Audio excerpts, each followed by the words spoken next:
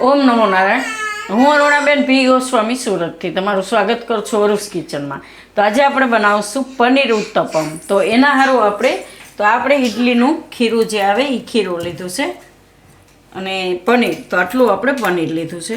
થોડાક લીલા ધાણા લીધા છે અને 2 આપણે આ લાલ મરચાં લીધા છે. એને ઝીણા સુધારી નાખશું. મીઠું જોહે સ્વાદ પ્રમાણે અને તેલ જોહે. બસ એકદમ સરસ સિમ્પલ મસાલામાં એકદમ સરસ બનશે એમ. તો પહેલાં આપણે આ મરચાં છે એને થોડાક ઝીણા સુધારી લેવું એમ, તો આનો ટેસ્ટ સારો આવશે. જો લીલા મરચાં ન હોય તો તમે લાલ મરચાંય નાખી શકો કે તમે લાલ મરચુંય નાખી શકો, થોડુંક નાખવું હોય તો એ પ્રમાણે. તો આને આપણે આ બીને એ કાઢી નાખશું. અને આ બહુ તીખા નથી હોતા, લાલ મરચાં હોય ને એ. અને આ રીતે કરીને ઝીણા ઝીણા સુધારી લેવું આ રીતના. તો મરચું આપણે સુધારી લીધું. તો હવે આપણે આમાંથી બનાવશું.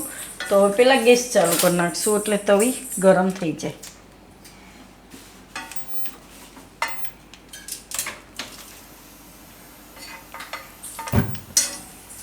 આમાં આપણે થોડું તેલ લગાવી લેવું.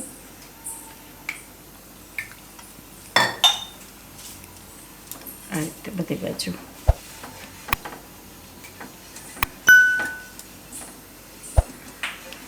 તવી ગરમ થાય ત્યાં સુધીમાં આપણે આ ખીરું છે એમાં મીઠું નાખી દઉં.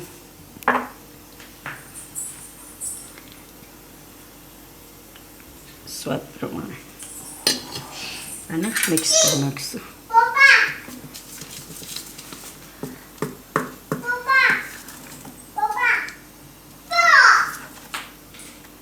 જરૂર પડે એમ લાગે કે થોડુંક ઘાટું છે તો તમે પાણી નાખી શકો એમ, પણ ઉત્તપમમાં થોડુંક ઘાટું હોય તો સારું લાગે એમ. તો આ રીતનું આપણે ખીરું જોઈ. તો આને ગરમ થવા દે હું થોડુંક. તો તવી આપણી ગરમ થઈ ગઈ છે. ગેસ થોડોક ધીમો કરી નાખીશું.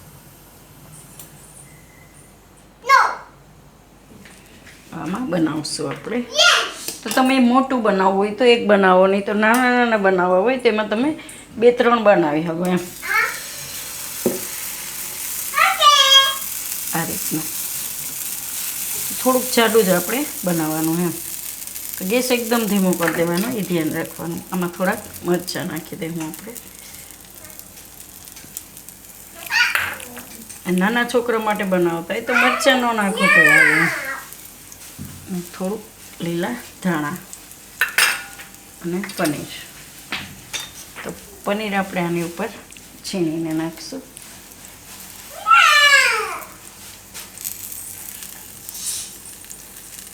આ રીતે.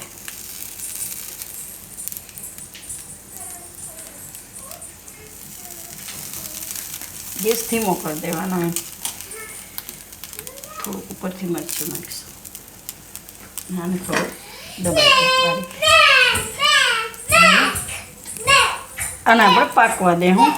ઉપરથી એકદમ ડ્રાય થઈ જાય ત્યાં સુધી. જરૂર પડે તો થોડુંક તેલ નાખી દેવાનું સાઈડમાં એમ. આ રીતે આમ નાના નાના બનાવીએ તો મજા આવે એમ. 2-3 જેટલા હમાય એમ એટલા નાખવાના. તો સાઈડમાં આપણે બીજું નાખી દેવું આ રીતે. તો આમાં આપણે 3 બનાવ્યા સારી રીતના. તો એકદમ ધીમા ગેસે એને પાકવા દેવાનું. તો પાકશે એટલે એકદમ ઓટોમેટિક એની રીતે એ અલગ પડી જાય. પણ ઉપરથી એકદમ ડ્રાય થઈ જાય એવા એને પકાવવાના છે ધીમા ગેસે એમ. બહુ ફૂલ ગેસ નહીં રાખવાનું, નહીં તો નીચેથી બળી જાય એમ. તો આ હજી હમણાં જ મૂક્યું એટલે એને થોડીક વાર લાગશે. આજો ફરવા માંડ્યું અને એકદમ પાકી જાય ને પછી જ એને આપણે કાઢવાનું છે. આ જે એકદમ ડ્રાય થઈ જવું જોઈએ ઉપરનો ભાગ, ત્યાં સુધી એને પકાવવાનો. તો આને આપણે પકાવી લીધું. જો પેલું મૂક્યું તો એ એકદમ ડ્રાય થઈ ગયું. આ રીતનું પાકી જવું જોઈએ, કાચું ન રહેવું જોઈએ એમ. તો ધીમા ગેસે પકાવીએ એટલે એકદમ સરસ થઈ જાય. જો તો આને કાઢી લેવું આપણે. અને હજી થોડીક વાર પાકવા દેવું. આ બીજું છે ને એને એકદમ આરામથી ઉથલી જાય ને વધારે તેલની જરૂર નહીં પડે તમારે. 2 થી 3 ચમચી તેલ નાખો તો એકદમ સરસ થઈ જાય એમ. તો 2 ઉતારી લીધા હતા ને હજી એક આ પાકી ગયું છે અને બીજા 2 આપણે સાઈડમાં મૂકી દીધા છે. તો જેમ પાકતું જાય એમ ઉતારી લેવાનું. તો આ રીતે એકદમ ડ્રાય થઈ જાય એટલે કાઢી લેવાનું એમ. એકદમ સરસ નીચેથી મસ્ત શેકાઈ જાય આ રીતના એમ. તો આને આપણે પ્લેટમાં સર્વ કરી લેવું આ રીતે. ને તમારે તીખાશ માટે વધારે એક્સ્ટ્રા કંઈ નાખવું હોય તો તમારી રીતે નાખી શકો. અને જો નાના છોકરાઓ માટે બનાવતા હોય તો મરચાં સ્કીપ કરી નાખવાના, એમને બનાવી દેવાનું, ટમેટો નાખી દેવાનું મરચાંની જગ્યાએ એમ. એ રીતે તમે બનાવી શકો એમ. તો તૈયાર છે આપણા પનીરના ઉત્તપમ. તો જો તમને મારી આ રેસીપી પસંદ આવી હોય તો એને લાઇક કરજો, શેર કરજો અને મારી ચેનલને સબસ્ક્રાઈબ કરજો અને બેલ આઇકન દબાવવાનું ના ભૂલતા. કમેન્ટ કરીને કહેજો કે તમને કેવા લાગ્યા પનીરના ઉત્તપમ.